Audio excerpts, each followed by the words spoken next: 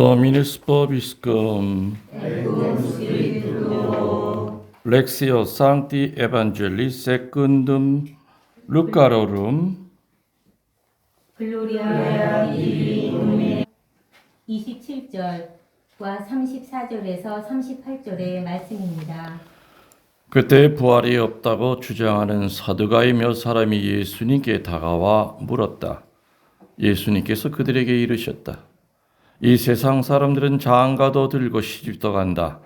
그러나 저 세상에 참여하고 또 죽은 이들의 부활에 참여할 자격이 있다고 판단받는 이들은 더 이상 장가 드는 일도 시집가는 일도 없을 것이다.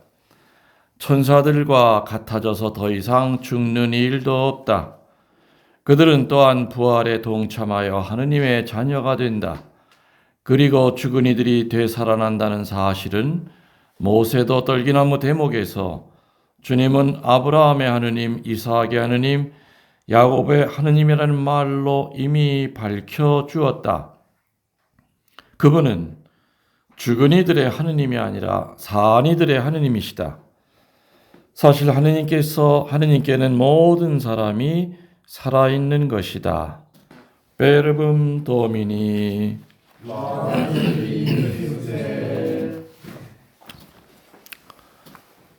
참 예수님,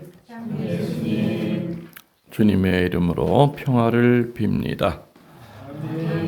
네, 오늘 한 6년 만에 운영자들 미사를 라틴어로 봉헌하고 있습니다. 한국 땅에 라틴어 미사가 봉헌이 되는 데는 글쎄요, 거의 없을 겁니다. 많지 않을 겁니다. 라틴어 미사를 하면 안 되느냐? 아니죠. 해도 됩니다. 신부님들은 어디서든지 혼자 미사 하더라도 라틴어 미사 할 수 있죠. 저는 혼자 미사 드릴 때 라틴어 미사를 매일 미사 혼자 드립니다. 라틴어 미사를.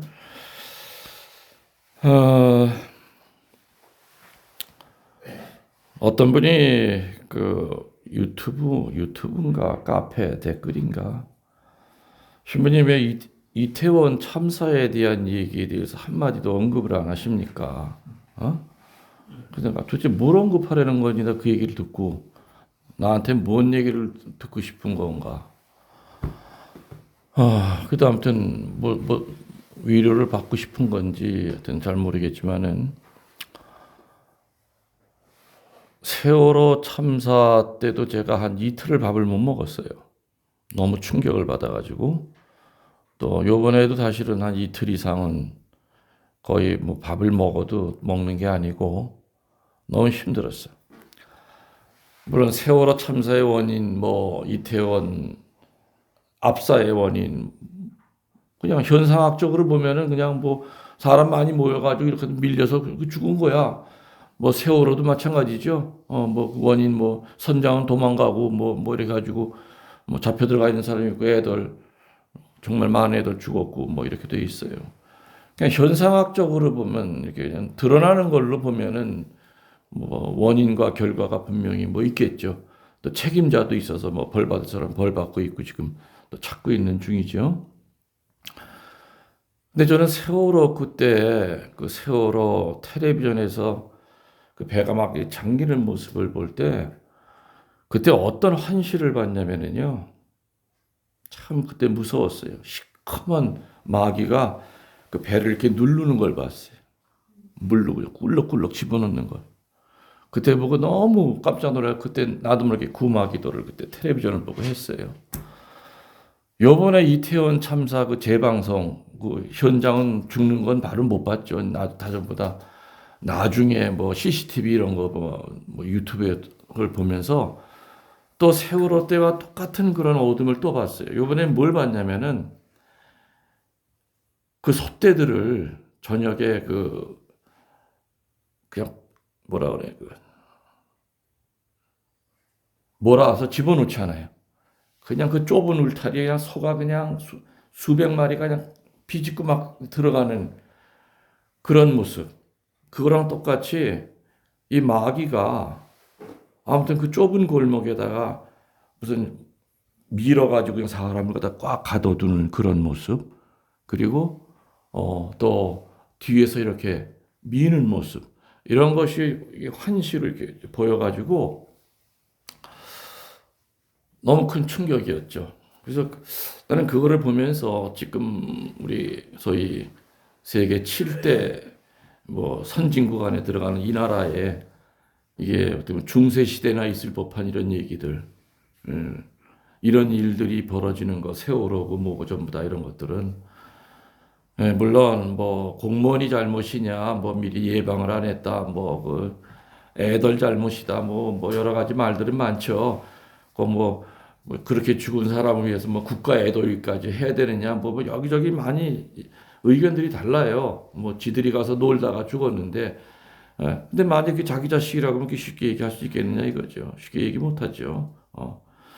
그래서 아무튼 오늘까지죠. 국가 애도일이 오늘은 이제 끝이 납니다. 근데 저는 사제로서 이런 현상을 보면서 더군다나 한평생을 이 어둠과 싸웠던 사제로서는 좀 다르게 보여요. 세월호 때도 전 분명히 그 마귀를 봤어요. 마귀가 아무튼 그 쇳덩어리 배를 위에서 내리 짓누르면서 뽀글뽀글하면서 그 배가 빠지는 모습을 보고, 그리고 또 요번에도 마귀가 그냥 이렇게 몰아서 그냥 뭐 쥐를 한 군데다 이렇게 막 몰아 집어넣듯이 사람을 그냥 그 좁은 데다가, 저도 그 골목이 어딘지 알아요. 어딘지 훤해요. 뭐 원래는 뭐 한 4m 이상 되는 도로인데 뭐 양옆에 먹고 들어와 가지고 뭐 파라솔 치고 그러다 보니까 3m 조금 넘는 도로예요. 그 안에 그 많은 사람이, 그것 자체가 내가 볼 때는 인간이 만든 현상은 아니라고 봐요. 그건 어둠이요. 그리고 그 안에 들어갔던 그 사람들도 뭔지도 모르고 그냥 들어간 거예요. 그냥 뒤에서, 또 그 와중에 사람이 앞에 죽어가는데도 그 떠드는 애들 있잖아. 밀어! 계속 밀어! 그런 소리 있잖아. 그거 지금 찾아내고 있는데 못 찾아요. 그걸 어떻게 찾아? 무슨 뭐 CCTV가 선명한 것도 아니고. 그러니 뭐 경찰 잘못이다, 소방관 잘못이다, 뭐 이런저런 뭐 이제 책임 이제 전가하고 있고, 뭐 대통령은 뭐 매일같이 가서 뭐 조문하고 오고 뭐 이제 뒷수습하려고 그러는데 창피하죠. 전 세계에. 후진국에도 이런 막 그야말로 뭐 정말 후진국 방글라데시 이런 데서 그냥 뭐 회교 무슨 날 압사당하고 막 이런 일들이, 여러분들 그거 아세요? 사실은 이 할로윈데이? 할로윈데이라고 하는 것은 모든 성인의 날 대축일 전야제예요. 이 할로윈데이는 카톨릭에서 나온 축제예요. 만왕절이라고 그랬어요. 만성절이라고 그랬어요. 옛날에는 모든 성인의 그 만성 전날 하는 축제예요. 할로윈데이가. 이 천주교와 관련 있는 이런 데이에 이렇게 많은 사람들이, 젊은 사람들이, 또 6사람 가운데 하나는 외국인입니다. 죽은 사람 가운데. 이거는 정말 우리나라가 얼마나 어둠에 쌓여 있는 나라냐 하는 것이 여실히 드러나죠. 내가 언젠가 평일 유튜브에 그런 얘기를 한 적이 있어요. 유튜브를 이렇게 내가 딴 거를 이렇게 보다가 참 충격을 받았다. 뭐냐? 미국의 유명한 리서치 기관에서 미래학자들에게 전 세계 나라를 조사를 시켰어요. 소멸되기 제일 쉬운 나라 1위가 대한민국이었어요. 없어지기 쉬운 나라 1번이 대한민국이에요. 그 원인은 뭐냐? 뭐 이북이 옆에 있어서 그거 아니에요. 애들이 없어. 자식을 안다. 애들이 없다 보니까 군대도 이제는 없어져 버릴 거고, 국가 자체가 없어지기 쉬운 1순위가 대한민국이래요. 미국이 아니고 영국이 아니고 이태리가 아니고 로마 바티칸이 아니고. 사실 주변에 보세요. 십자가 안 가는 사람 너무 많아. 또 가더라도 애 안 낳는 사람 너무 많아요. 그렇죠? 여기도 지금 하나 있잖아. 장가 안 가는. 물 뒤를 쳐다보지. 너밖에 더 있냐? 여기 또 있네. 봐봐, 이게 지금 14명이 모여있는 요 공간 안에서도 2명이야. 나까지 하면 3명이네. 응? 다 이유는 있어. 나 혼자 행복하려고요. 대부분 되게 이기적인 거죠. 창조 사업을 거스리는 거예요. 요즘 젊은 애들 이렇게 보면은 시집 안 가요, 장가 안 가요. 또 어떻게 하다 늦게 가지? 애 낳는 시기를 놓쳐버려. 그러니까 애가 안 들어서. 뭐 병원에 가서 뭐 하고 별짓 해도 안 돼. 또 애가 나와도 이상한 애들이 나와. 좀 모자란 애들, 이런 애들이 막 나와. 이게. 둘이 노력을 해서 안 되는 건 할 수가 없어. 의학적으로. 아무리 노력을 해도 어떤 남자가 문제가 어떤 결함이는 뭐 상관없는데 아예 100% 이기적인 마음으로 그래 뭐하러 갔냐? 고양이나 하나 길러. 우리 둘이 시컷 놀자. 젊은 사람들이 그런 마인드가 꽉 차 있는 거예요. 그러다 보니까 이혼하기를 밥 먹듯이 하잖아요. 밥 먹듯이. 한 번 결혼해보니까 재미 하나도 없네. 나 혼자서도 먹고 살 수 있어. 여행 다니면서 즐길 거야. 나 시집 안 가요, 이제. 이런 마인드를 갖고 있다 보니까 그런 통계, 이 지구상에서 소멸되기 쉬운 제일 1순위가 대한민국이래요. 또 1위가 또 뭐 있죠? 우리 자랑스러운 대한민국 1위가 낙태율 1위, 자살률 1위, 노인들 행복 만족도가 제일 꼬라비, OECD 국가에서. 나도 나이로 따지면 노인인데, 나도 행복하지 않나? 난 근데 행복하거든? 근데 다른 사람들은 행복하지 않나 봐, 노인 애들이. 그러니까 이러는 것들이 전부 다, 이 어둠 덩어리죠, 어둠 덩어리. 그래서 내가 그날 그 강론 때 우스갯소리를 그랬잖아. 우스갯소리 뭐였는지 기억나요? 농담 반 진담 반. 신학생들 다 장가 보내야 된다. 수녀들 장가 보내야 된다. 이 나라가 없는데 나라가 없는 상태에서 신부 수녀가 무슨 소용이 있냐 이거예요. 나라 자체가 없어지는데. 그리고 그 미래학자들이 한국을 볼 때 뭐라 그러는지 압니까? 외국 사람들이 지금 들어와 있기 때문에 나중에는 메이저가 전부 다 외국 사람이 된대요. 한국 사람은 소수민족으로 전락한대. 그래서 그 메이저 외국 사람들 밑에서 일하고 그래야 된대요, 앞으로. 미래학자들이. 지금 어디 일터 가보세요. 하다못해 공사판 반장들 전부 다 중국 사람이에요. 그죠? 다 중국 사람들이에요. 십장 같은 거 다 중국 사람들이에요, 이제. 그 자리에도 못 들어가, 한국 사람들이.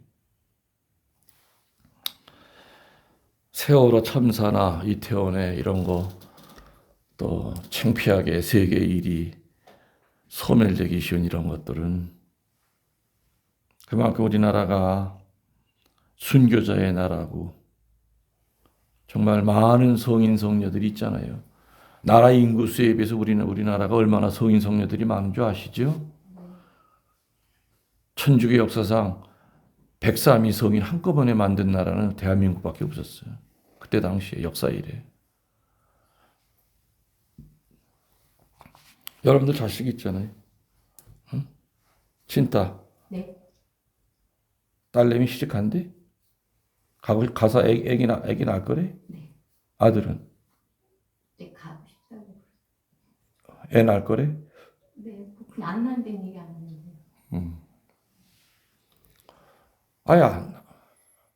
부부가 둘이면 최소한 둘은 낳아야 되는 거 의무 아니야? 나도 만약 장가 갔으면 한 10명 낳을 거야, 정말. 장가를 안 가가지고. 낳고 싶어도 못 낳지만. 최소한 남자, 여자가 둘이 결합을 했어. 그럼 둘은 나와야 될 거 아니에요, 이거예요. 둘은 최소한. 하나 가지고도 안 돼요, 죽어요. 하나 가지고도. 요한은 둘이죠. 아들만 둘이죠. 딸도 있었나? 아들 하나뿐이었나? 둘 아니야? 착각했다. 둘이 부부로 생각했어, 지금. 저기가 둘이었지? 거기 둘? 그래, 제일 작은 애도 있지. 막내. 저기는 아들 하나? 아들 하나. 그렇구나. 착각했다, 내가.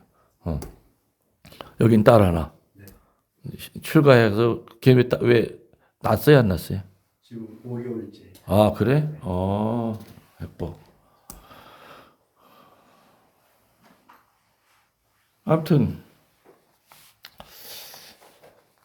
저는 그때 그 환시를 보면서 이 나라가 얼마나 지금 이게 지금 어둠에 사로잡혀 있는 나라인가. 정말 깨어서 기도해야 되지 않느냐. 오늘 복음의 말이에요. 그 얘기가 나오죠. 35절에 보면은 시집가는 일도 없고 장가가는 일도 없다. 죽어서. 그죠? 부활한 다음에. 그러면서 일독서가 모여, 일독서, 이독서가 보면 다 그런 것들이에요. 이렇게. 오늘 사두가이파가 예수님한테 시비 거는 게 뭐야? 남편이랑 살다가 죽었어. 근데 유대법은 뭐냐? 제일 큰 형이 자식을 못 만들고 죽었으면 그 동생들이 형수랑 같이 살아서 자식을 만들어야 돼. 그게 법이야. 근데 둘째도 또 자식 있고, 셋째도 자식 있고, 형제 7이 다 한 여자를 데리고 살았어. 족보도 이런 개족보가 어디 있어? 유대는 법이 그래. 아니 극단적인 표현을 쓴 거지만 실제로 그래. 그럼 나중에 부활한다면은 도대체 그 여자는 누구 마누라냐 이거예요. 예수님이 꼼짝도 없이 이거 분명히 대답 못할 거다. 그죠? 대답 못할 거다. 그랬더니 예수님 뭐라고 그래요? 35절에? 뭐라고 그랬다고요? 35절에 지금. 장가가는 일도 없고 시집가는 일도 없다. 읽어봐. 거기 뭐라고 나와 있나? 35절에. 그러나 저 세상에 참여하고 또 죽은 이들의 부활에 참여할 자격이 있다고 판단받는 이들은 더 이상 장가드는 일도 시집가는 일도 없을 것이다. 이게 예수님의 답이었죠. 그렇기 때문에 뭐 누구 와이프가 될 거냐 걱정하지 마라 이겁니다. 죽은 다음에는 그 왼수 같은 여자랑도 얼굴 안 보고 살 수도 있는 거고, 아무리 이쁜 여자도 같이 살 수가 없고. 요 35절을 읽고 난 다음에는 사람들의 반응이 굉장히 여러 가지예요. 진달은 이거 읽으면 어떤 생각 들었어요? 다행이라고 생각 들었죠. 야고보 얼굴 안 볼 수 있으니까. 야고보는 또 어떤 생각 들었어요? 35절 읽고 난 다음에 너무 서운했어요? 편할 것 같습니다. 서로가 그건 잘 됐네 뭐. 서로가 편하면은. 요 35절 읽고 어떤 이들은 다행이라고 합니다. 그 왼수 같은 남편 죽어서까지 같이 살면 어쩌나 했는데 정말 다행이라고 생각하는 사람이 있다고 그래요. 또 어떤 이들은 정말 서운하다. 난 내 아내와 죽어서도 같이 살고 싶었는데 너무너무 서운하다. 이런 사람도 있었어요. 여러분의 그 김신부는 이거를 듣고 나 처음에 어떤 생각이 들었을까? 일단 처음에는 정말 억울하다. 한평생 성가정 이루는 방법에 대하여 피정하고 다녔는데 죽어서 장가가면 내가 가르친 거 실습 한번 해보고 싶었는데 그런 생각이 들었죠. 그러다가 아이고 부질없는 생각이지. 부활한 후에는 육체도 없고 영의 상태인데 그런 생각조차가 안 들 것이다. 그죠? 인생에 있어서 중요한 것은 생과 사이죠. 근데 우리들 대부분은 생에 대해서는 한평생 신경을 써요. 근데 사에 대해서는 거의 신경을 안 쓰고 외면하지요. 저거는 내 일 아니야. 난 안 죽어. 정면으로 보려 하지 않고 피해가는 것이 생과 사에 대한 차이예요. 부활한 후에는 향주 삼덕 가운데서요. 2개는 없어지고 하나만 남아요. 없어지는 거 향주 삼덕이 일단 뭐죠? 신덕, 망덕, 애덕이요. 부활한 후에는 2개 덕은 없어지고 하나만 남아. 뭐예요? 뭐 없어져요? 응? 또 하나는? 이렇게 때려잡다 보면 하나 맞지. 확률은 30%니까. 그지? 부활한 후에는 신덕 망덕은 없어지고 애덕 하느님에 대한 사랑만 남아요. 신덕 망덕은 사실은 우리 인간끼리 내가 그랬잖아요. 신덕의 핵심은 뭐라 그랬다고요? 순묘. 망덕의 핵심은 기쁨이라고 그랬어요. 부활한 후에는 망덕을 안 가져도 그냥 기뻐요. 그리고 순묘가 그냥 순명 그런 개념 자체가 없어져. 그렇지만은 뭐 하느님에 대한 사랑 그거는 계속 남는다는 거죠. 구체적으로 얘기하면은 줄여서 얘기하면은 모든 욕심은 사라지고 애덕만 남는다 이거죠. 모든 욕심은 사라지고 애덕만 남아요.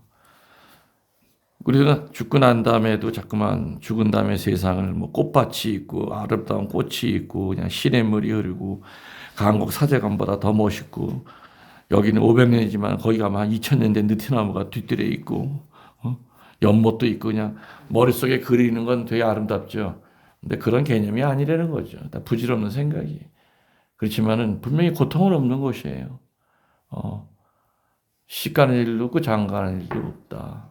처음엔 억울했지만은 하긴 죽고 난 다음에는 뭐 그냥 영의 존재인데 그래서 분명히 죽음도 분명 인생의 한 부분이에요. 맞죠? 따로 떨어진 것이 아니에요. 연결이 되는 거예요. 문을 하나 열고 들어가는 거예요. 근데 우리는 문 밖에 뭐가 있는 줄 알죠. 우리 믿는 이들은. 근데 이방인들은 문을 열고 들어가면 어디 뭐가 있는지 몰라기 때문에 불안한 거예요. 죽음이 다가올 때. 근데 우리는 이 문을 열고 나가면 어떤 세상이 있는 걸 알아. 그때 우리는 죽음 앞에서도 당당한 거예요. 담대하게 죽음을 맞이할 수 있다는 그 얘기죠. 11월은 무슨 성월입니까? 위령성월. 11월은 사말에 대하여 묵상하는 시기입니다. 사말이 뭐죠? 인간이 마지막에 부딪히는 네 가지의 문제를 사말이라고 그래요. 네 가지의 문제. 그래서 옛날에 보면 사말의 노래라고 하는 그런 것도 있었고 인간의 네 가지 문제는 뭐죠? 한번 얘기해 보세요. 한 번은 죽고 두 번째 심판 문제예요. 반드시 심판받고 세 번째 천국이나 연옥으로 떨어진다. 죽음과 심판과 천국과 지옥이 바로 인간의 네 가지 문제예요. 그걸 사말이라고 그래요. 그래서 위령성월은 이 사말에 대하여 묵상하는 시기죠. 마지막에 부딪히는 문제가 이 네 가지예요. 죽음이 가까이 올수록 우리는 네 가지를 골똘히 생각하게 돼요. 내가 어떻게 죽어야 될 것인가? 내가 죽을 때 뭘 남기고 죽어야 될 것인가?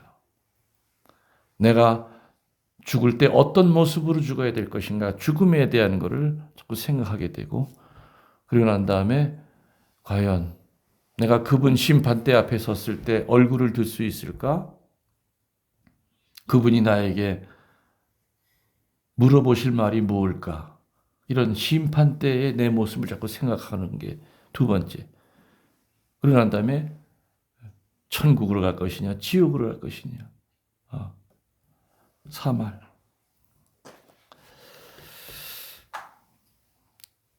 요즘처럼 이렇게 가을이 되면은 괜히 센치해지고 우울해지고 삶에 대해서 죽음에 대해서 저절로 이렇게 사람들은 생각하게 됩니다. 오늘 단풍이라고 하는 게 뭐죠? 죽음이에요. 죽기 직전에 가장 화려한 모습으로 이렇게 단풍 다음에는 이제 낙엽이 떨어지잖아요. 그렇지만은 그 낙엽은 땅에 떨어져서 거름이 되죠. 그렇지만 나무가 죽는 건 아니에요. 나무는 안 죽어요.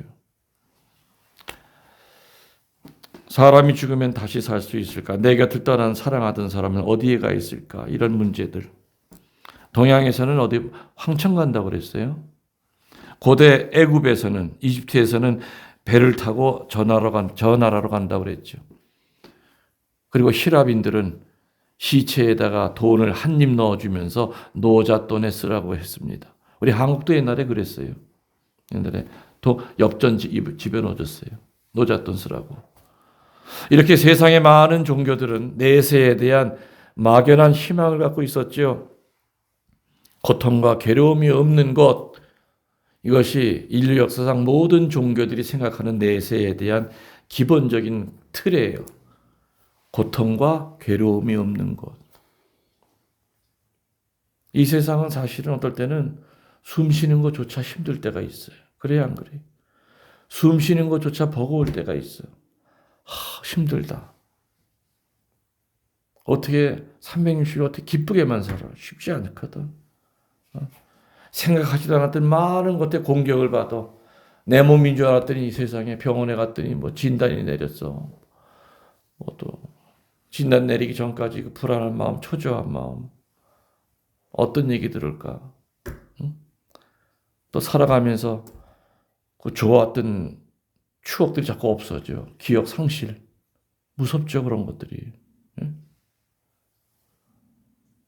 나는 모르는데 저 사람이 나를 아는 척해. 지금 저 진짜 모르세요? 글쎄 잘 기억이 안 난다고. 얼마나 황당할까 그 사람은. 이런 좋은 추억거리 이런 것들이 없어져요. 우리 크리스찬들은 부활신앙을 교리를 배웠습니다. 그렇지만 놀랍게도 많은 사람들이 부활신앙을 믿지 않고 있다는 통계가 나와서 충격이지요. 오늘 복음에 나오는 사두가이 팥처럼 부활을 믿지 않고 지금 여기서 잘 먹고 잘 사는 것만이 관심을 두고 있는 사람들이 의외로 신앙인들 가운데 많다는 얘기입니다. 동의하십니까? 소위 기복종교주의. 기복종교주의는 기회주의로 연결이 돼요. 사두가이파들은 그래서 저 세상은 없다고 믿는 그런 파였기 때문에 이 세상만 잘 살면 돼. 그러다 보니 원수의 나라인 로마에 빌붙어서 아부하면서 좋은 자리를 차지하고 특권을 누리고 있었던 기회주의자들이었습니다. 그래서 사두가이파들은 다 부자들이었어요. 로마의 앞잡이들이었기 때문에. 매국노설이 아이 상관없어. 죽어서 지옥? 야 가봤냐? 지옥이 어딨어? 이 세상 잘 먹고 잘 살면 돼. 개처럼 벌어서 정승처럼 쓰면 돼. 우리나라 그런 말 있잖아. 개처럼 벌어서 모처럼 쓰라고. 참, 이 말이 정말 위험한 말이에요. 이 말보다 막 가는 말은 없어. 수단은 중요한 게 아니야. 사람을 죽여서라도 네가 차지하면 된다 이거야.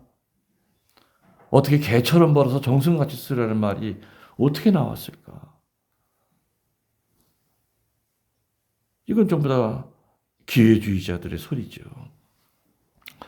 예수님이 그런 사두가이파들을 오늘 만난 거예요. 기회주의자들. 저 인간들은 죽은 다음에 아무것도 없다고 하는 인간들이야. 근데 그 기회주의자들인 사두가이파들이 예수님을 코너에 몰아넣으라고 오늘 그 말도 안 되는 얘기. 7 여자가 과연 누구의 아내가 됩니까? 이렇게 얘기한 거죠. 사두가이파들이 볼 때 예수님의 가르침은 아주 가소로웠어요. 뭐라고 그랬는데 가난한 사람들이 행복하다는 말은 사두가이파들이 들을 때는 말이 안 되는 얘기야. 어떻게 가난한 사람이 행복해? 불행한 거지. 이렇게 황당한 이야기를 만들어서 예수님이 자꾸만 뭐 진복팔단 뭐 산상설교 해대니까 지는 사람이 이기는 사람이라 그리고 오리 가자는 사람한테 심리 가주라 그리고 원수를 사랑하라 그리고 사두가이파들이 볼 때는 가소로웠죠.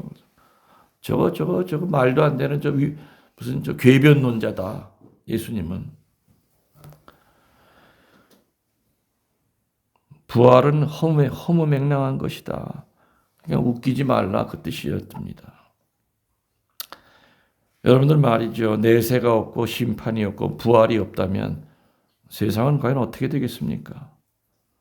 아까 얘기한 대로 개처럼 벌어서 정승처럼 사는 사람들로 꽉 차 있을 거예요. 수단 방법 가리지 않고 제멋대로 설쳐대며 사는 사람들이 축복받은 사람들의 아주 표본이 될 겁니다. 그러나 절대 그렇진 않죠. 첫째가 꼴찌되고 꼴찌가 첫째 된다는 것은 부활이 있기 때문에 꼴찌 자리로 내려갈 수 있다는 얘기예요. 십자가를 지고 골고다를 올라간다는 것도 부활이 있기 때문에 가능한 얘기죠. 오늘 일독서에 보면 돼지고기를 억지로 먹이려는 히라빈들에게 맞서서 혀가 뽑히고 손이 잘리면서도 율법에 어긋나는 것을 안 했던 것은 바로 부활에 대한 희망이 있기 때문이에요. 오늘 일독서 그 얘기에 나왔었죠? 그죠? 노렌조 성인은 석쇠에 몸이 묶여서 그 시뻘건 불 위에 몸뚱아리가 꽁치처럼 석쇠에다 이렇게 올라갔어요. 밑에 불이 그냥 시뻘게. 등은 막 지글지글 타고 있었죠. 예수님 너 배반해라. 그랬더니 노렌조 성인은 신음소리 한번 내지 않고 이미 뒤는 다 그냥 다 익었어. 그 고문하는 그 사람한테 뭐라 그랬습니까? 이제 뒤는 익었으니까 앞 뒤집어 주세요 그랬어요. 지독한 놈. 어떻게 인간이 저럴 수가 있느냐. 인간은 못해요.